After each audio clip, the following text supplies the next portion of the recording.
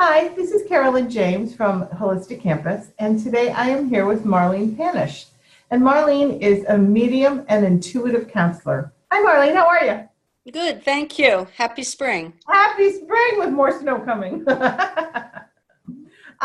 So I know that you have been connected for a very long time. How did you get started with spirituality? Well, I started in 1979 at the Onset Spiritualist Church with Reverend Gladys and Kenneth Custance. Ah, and Um, you've been connected since you were a child, haven't you?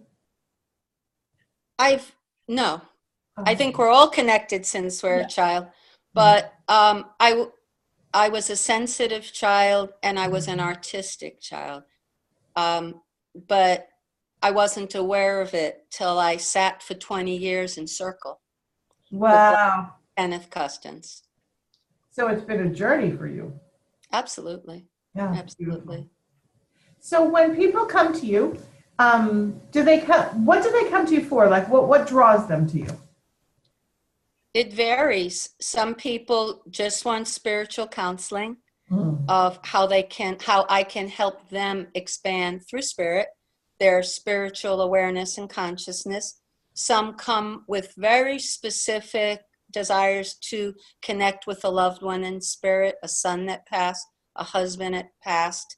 Some come for medical information about their pets and animals. Um, and some want very practical advice about how they should handle a relationship or a home situation. So it varies. Oh, that's so interesting. So people typically come with a specific question, but you just said something so interesting that people come and are looking for advice about something. So the advice that they're asking for, does it typically come from loved ones that have passed over? Does it come from spirit guides, or does it just wherever Both, it comes from? Oh, both. The more I could stay out of it and do the pure work. The pure work is the pure channeled work, if we want to call it that, from my spirit guides and the person's spirit guides, because they come with their reading. Their spirit guides talk with my spirit guides.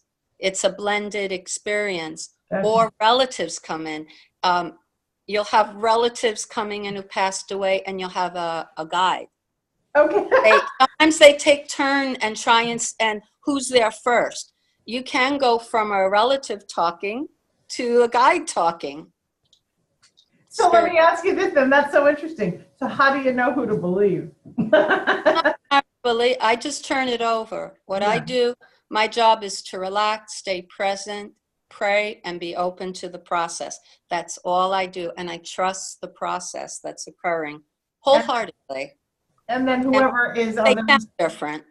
yeah, and whoever's on the receiving end is going to get whatever message they're going to get, Absolutely. which is Which doesn't mean they can't. What I like to say in a reading is let it flow for 15 minutes. Let them talk because they usually know what's going on, whether it's a relative or it's a spirit guide or both. But with that said, I always say it doesn't mean you can't ask questions at a later point and direct the reading in an area because it is the person's reading. right, right. Which is that's a beautiful thing.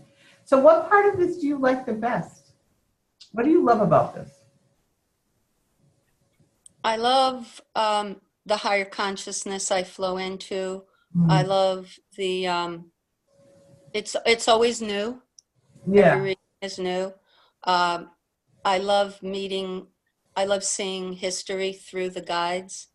That's magnificent. And I love helping people feel supported in their journey, in their spiritual journey. now, when you say history through the guides, what do you mean by that? That's really intriguing. The spirit guides are from other incarnations. They're coming in, and the person who's getting the reading has always had a life with their guides. I've never seen it any different. So if you have a guide that's Navajo from the 1700s, you could be sure that you had a life with that guide. That's why they come back. They come back in love from other incarnations. Mm. They always know you from another time and place. You can get biblical. You can get a guide who is in biblical times, and then they'll show World War II. So it depends. I don't determine what they're showing. I truly turn it over and respect and hold sacred what's being brought in. Right, and they know what needs to be communicated, and it just Absolutely. They always make a point. There's never a past life shown for the person I'm reading for without a hook into why they're bringing that up. They're relating it to a current practical manner, in a practical manner with what's occurring at the moment. That's how they work with me. It's not just, oh, that's a cool past life. It doesn't work. It does not work that way. They're brilliant in that way. Oh, beautiful. So I know you and I are going to do a little session as well, but is there anything else you wanted to share about your practice? Spirit works with me, and I want to say with an intuition. The more I could stay out of it, the better. Spirit does medical work through me.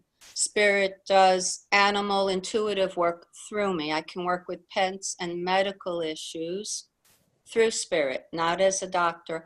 Right. And I love helping other people connect with their own guides and teachers. So it's wonderful. I'm a medium. It's even better if the person could, if I could support them in their journey, connecting with their own spirit guides and teachers. Oh, That's a joy. And a lot of teaching I've done.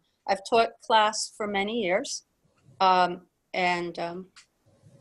helped other people along there become mediums, as well as them becoming connected with their guides, teachers, and loved ones. So do you teach people how to access their gifts, I guess you'd say? Yes. Oh, beautiful.